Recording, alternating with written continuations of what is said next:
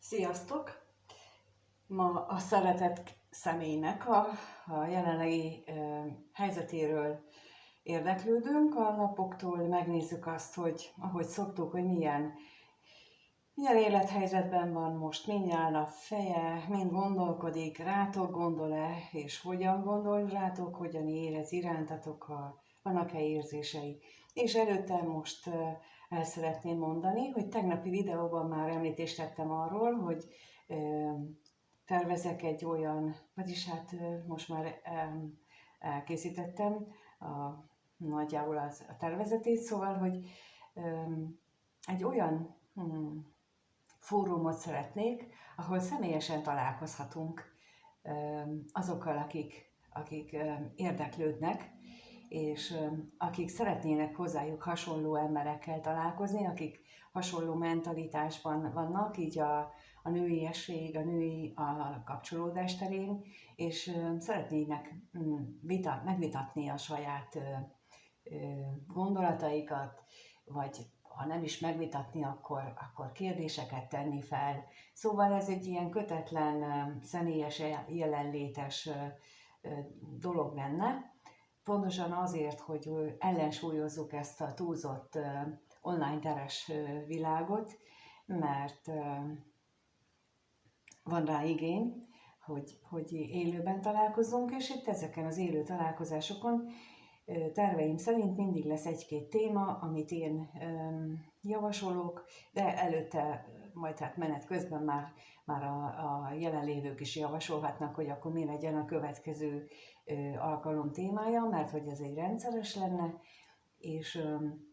és akkor erről, ennek a témának a kapcsán beszélgetünk, illetve én készítek olyan segítséget, olyan segédanyagot is, amivel ebben tudlak támogatni titeket, hogy milyen gondolatok, vagy milyen ötleteim vannak, vagy én milyen tudással, vagy hogyan értem el dolgokat, vagy mások, akik jelen lesznek, esetleg ők már túl jutottak azokon a kríziseken, úgyhogy ezért is lenne ez a, hát én így alapvetően női körnek neveztem el, egyelőre nők számára kifejezetten, hogy ne zavarjunk bele az energiákba, mondjuk így. Úgyhogy ennek az első alkalmát május 9-én, szombaton, délelőtt 10 órai kezdettel gondoltam megrendezni, regisztrációhoz kötött, alapvetően ingyenes, de a minden más részletet, a helyszínt, meg hogy hogyan kell, azt ebből a leírásban majd megtaláljátok, itt a videó leírásában megtaláljátok a linket, ami egy ilyen bővebb tájékoztatót készítek, és abban szerepel. Ha nem értek rá, akkor is nyugodtan jelentkezhettek, mert akkor bekerültök abba a hírlevélbe, amikor a következőről tájékoztatlak benneteket, vagy az egyéb változásról, vagy a következő témáról, és akkor ezen tudlak értesíteni benneteket közvetlenül is. Úgyhogy mindenki, aki úgy gondolja, és ott megtaláljátok, hogyha ott bármi nem tetszik, vagy bármi olyan van, hogy nem jó a dátum, vagy tehát, hogy nem tudtok elutazni, vagy valami van, akkor azt ott tudjátok jelezni, és akkor én majd az alapján kitalálok valamit, hogy hogyan lehet megoldani a problémákat. Ilyen kitalálós vagyok, állandóan mindig kitalálok valamit, és akkor utána megtalálkozunk itt. Úgyhogy a leírásban találjátok. Ja, és igen, korlátozott a férőhelyek száma, és akkor a regisztrációnak megfelelő sorrendben igyekszem mindenkit úgy majd értesíteni, illetve majd arra is meg lesz a válasz, hogy neked még sikerült, vagy nem sikerült, tehát hogy az majd ott ebből a tájékoztatóból kiderül. No, tehát, ja, és amit még nem mondtam, hogy az első nap témája, vagyis hát az alapmottót, azt a bőség angyalai kártyájának üzenete szerint gondoltam, és elfelejtettem az elsőnek a nevét, még valami ilyesmi, hogy rendezd magad sikerre, vagy valami ilyesmi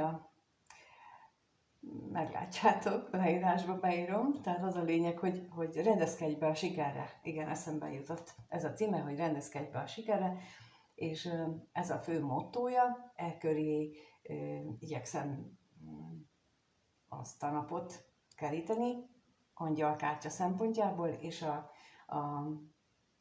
téma az pedig a női erő, női energia, mitől nő a nő, ilyen témákról beszélgetünk, és akkor ehhez készülök én is anyaggal, amiben tudok segíteni. Na, szóval ennyit erről. Remélem, hogy érdekesnek találjátok, és remélem, hogy visszhangra lel nálatok. Úgyhogy hozzá is kezdünk akkor a mai napnak a kirakásához. Megnézzük, hogy mi újság ezzel a szeretett személlyel. Mi újság a szeretett személlyel, mit lehet róla tudni, hogy van ő most. Hogy van ő most ez a szeretett személy, mit lehet róla tudni.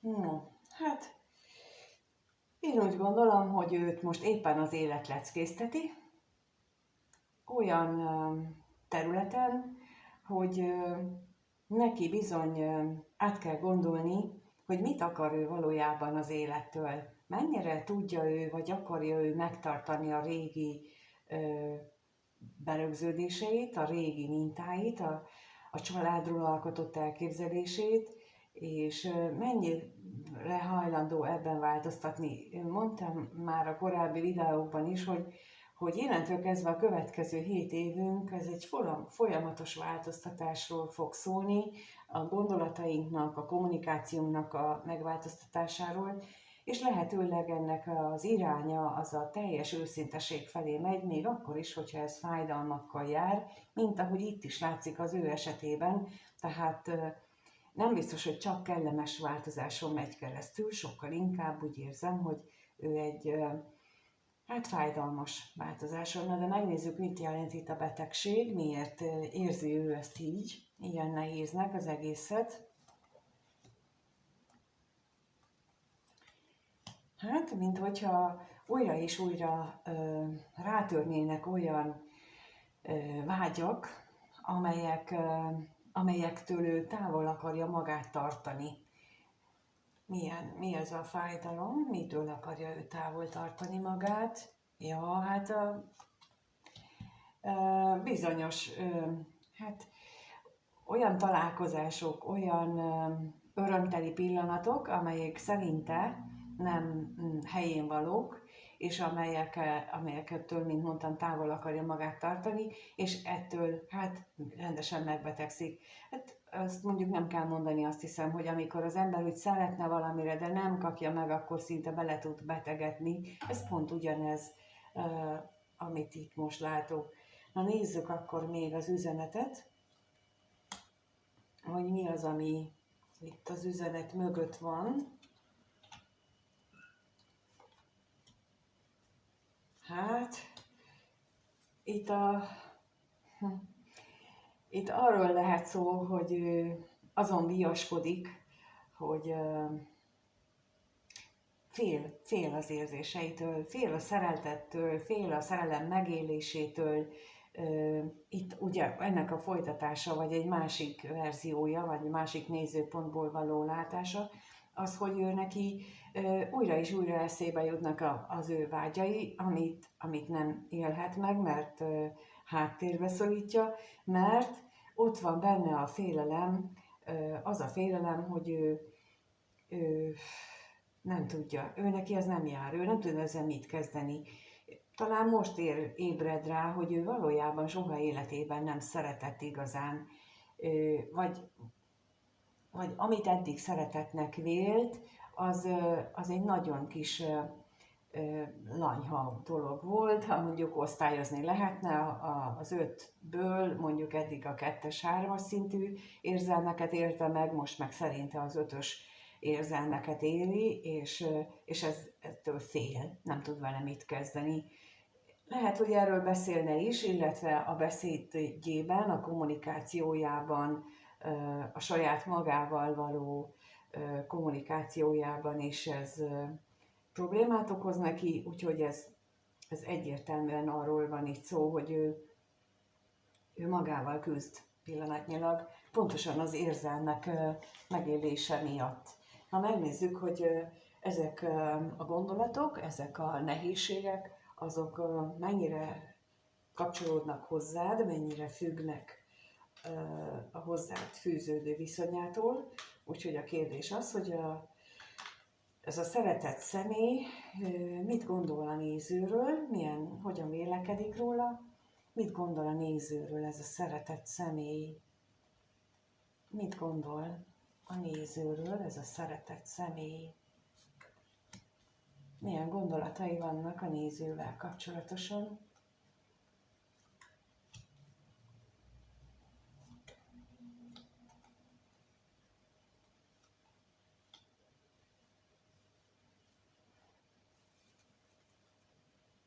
Biztos, hogy nagy lelki kötődés van hozzád, nagyon kötődik, viszont azt is érzékelem, hogy ő mindent megtesz azért, hogy ezt az egészet a háta mögött tudja, hogy ő nem akar ezzel szembenézni, mármint a veled kapcsolatos gondolataival, a veled kapcsolatos érzéseivel, vagy a lelki kötődésével, mert ő úgy gondolja, hogy a számára az egy veszteséget okozna.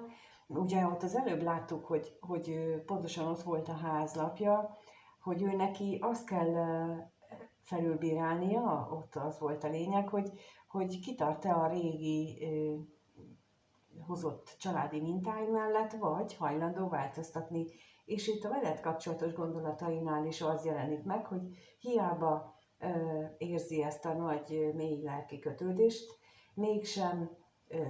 még sincs elég bátorsága ahhoz, hogy ezt úgy igazán belemerje engedni magát ebbe a gondolatba. Na, nézzük itt a féltékenységet.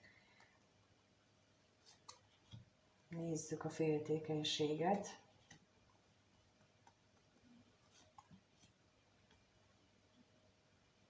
Az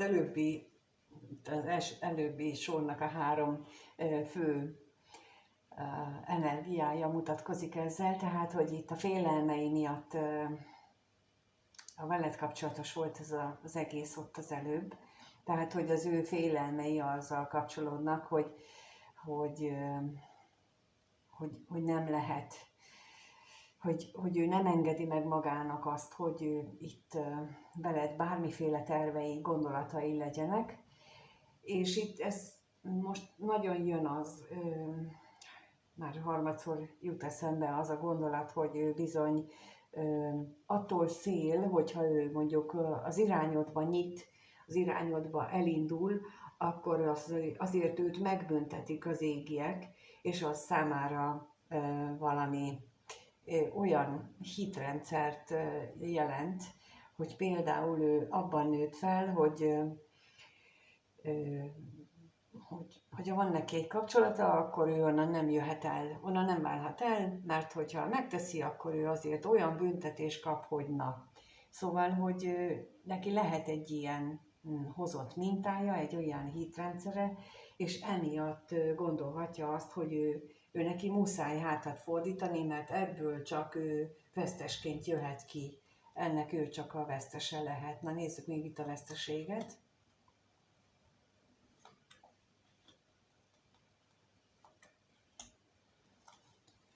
Hát igen, mert és akkor itt van leírva, azt akartam mondani, tehát hogy itt van a lapokon az, hogy ez a szenvedély, amit ő érez, az olyan változást kívánna tőle, ami a gyökereiből ered, ami annak a teljes megtagadását kérné tőle, és ő egyelőre nem tudja, mert hogyha ezt így úgy érzi, hogyha úgy gondolja, hogyha ezt megteszi, akkor, illetve hozzá csak úgy tudnak közeledni, hogy ezt teszi, az viszont őt nagyon rossz helyzetbe hozná. Na megnézzük akkor, hogy milyen érzései vannak irántad. Tehát a kérdés az, hogy ennek a szeretett személynek milyen érzése van a néző iránt, mit érez a néző iránt ez a szeretett személy, mit érez a néző iránt, mit érez iránta, mit érez iránta.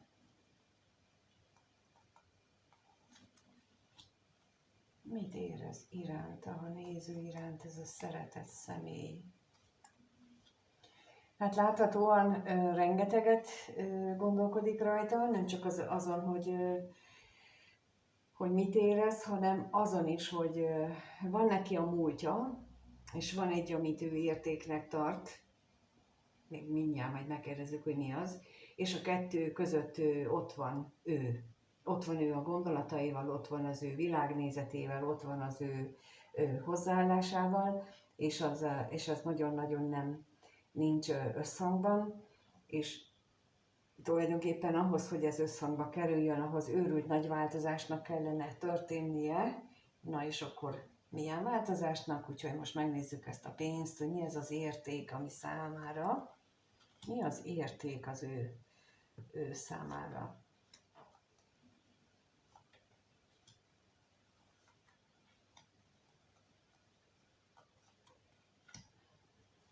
Hát a vágyainak megfelelő új kezdet lenne az érték, a múlt és amire ő vágyna. És ezt mondtam, hogy ezen rengeteget gondolkodik, és ebben nem tud dűlőre jutni, nem tudja, hogy mit történjen vele. Na nézzük még itt a bírót.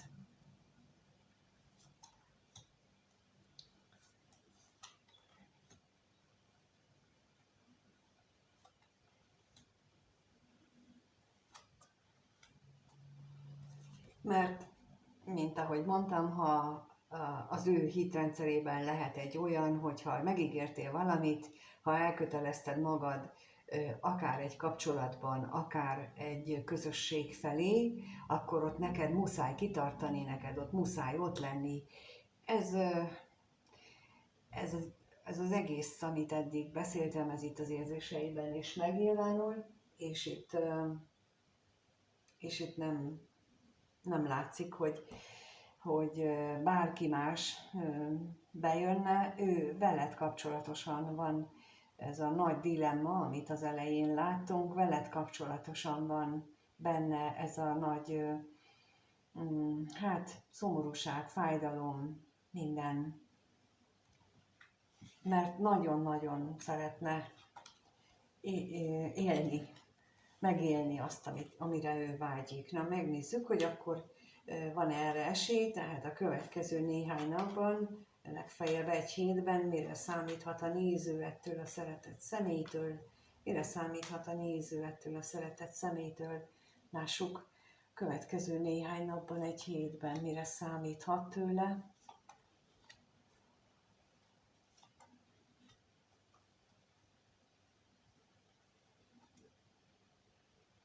Na, itt ez duplán jött ki, úgyhogy meg is hagyjuk. Az érzései továbbra is ott lesznek, továbbra is ott lesz a kétség, ami borzasztóan kétségbejtő lehet a számára, egyre inkább hajlik arra talán, meg mindjárt még rákérdezünk, hogy arra, hogy inkább a reményeivel foglalkozzon, és háttérbe szorítsa, inkább az érzésekkel foglalkozzon, és háttérbe szorítsa a múltat, de más esetekben meg ugye az ellenkezője is jöhet, úgyhogy megkérdezzük itt a bírót, hogy itt mit jelent ez a bíró, mi az, amin miért bizonytalankodik. Hát igen, ugye megint ugyanazok jönnek, úgy látom, hogy ez nagyon-nagyon kardinális kérdés az ő életében, hogy hogyan tudná ő hátrahagyni az egész gyökerét, az egész családi mintáját, az egész eddigi gondolkodását, hogyan tudná ezt ő megváltoztatni, mert ami látható, az az, hogy nem tud megszabadulni ettől az érzéstől, ami hozzád köti őt. És még akkor is, hogyha bármennyire szeretnél a nézzük a fájdalmat, még esetleg szomorúságot.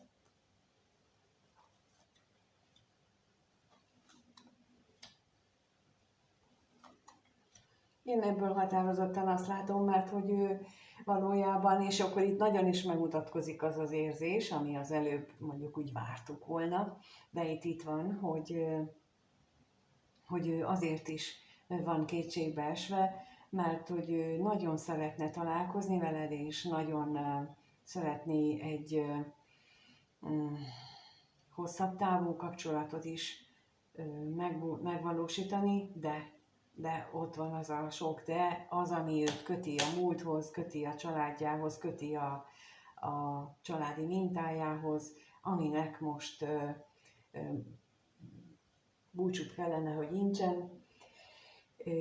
És azzal, hogy most beléptünk egy olyan időszakba, amikor gyors és hirtelen változások időszaka következik, hát bizony ilyenekre lehet számítani, és nem véletlenül van az, hogy most ilyen energiákat látok itt a kártyából, mert ez vesz körül bennünket, mindenkit más életterületen, ti, akik itt vagytok, valószínűleg nektek ez jelenleg ez a fontos életterület, úgyhogy köszönöm, hogy itt vagytok és megnézitek, és nézzétek meg, vagy regisztráljatok az élőre is, vagy az élő találkozásra is, hogyha úgy gondoljátok, és minden mást megtudtok onnan. Itt pedig megírhatjátok kommentbe a gondolatotokat, a véleményeteket, azt, hogy kirakással kapcsolatosan itt milyen energiát látok ti, hogyan élitek ti meg. Köszönöm a lájkot, a feliratkozást, és minden jót kívánok mindenkinek. Sziasztok!